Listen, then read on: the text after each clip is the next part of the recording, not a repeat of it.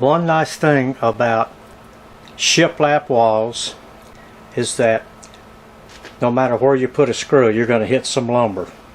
In this case, you wouldn't even have to cut out the sheetrock back there to put a piece of plywood in there, because theoretically it's already there.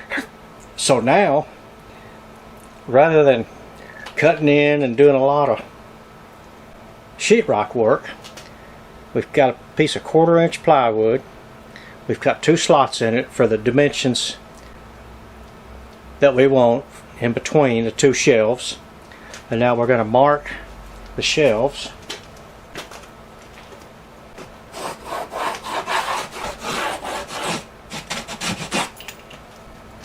Okay, we'll take that off, put the shelf brackets on there, and then put this back up.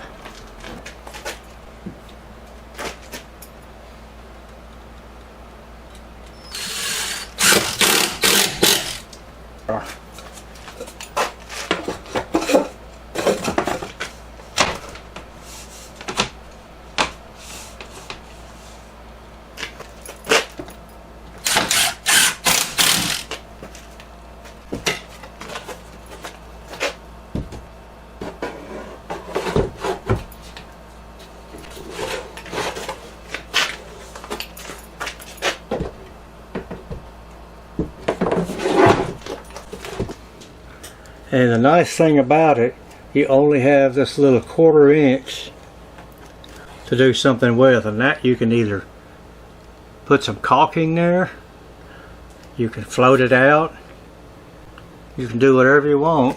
Little small piece of trim in there all the way around it, but at least you would have this shelf. No sides, it's going to be a floating shelf. It's going to look great. And that's, like I said, that's the beauty part about having shiplap walls. You can do something like this without having to cut into the wall.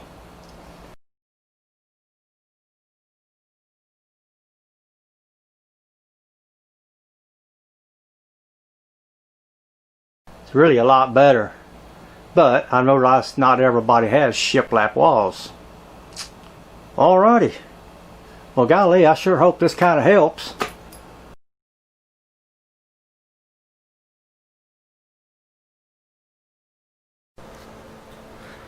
Okay, we're fixing to put our 80-pound bag of concrete up there.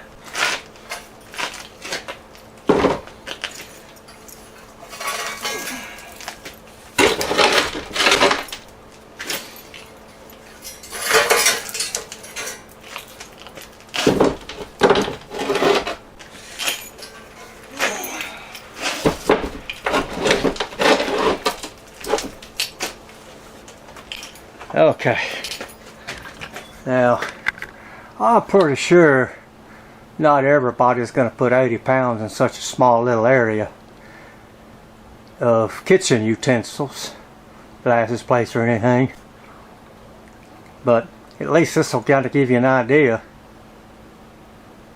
of how much weight this will carry.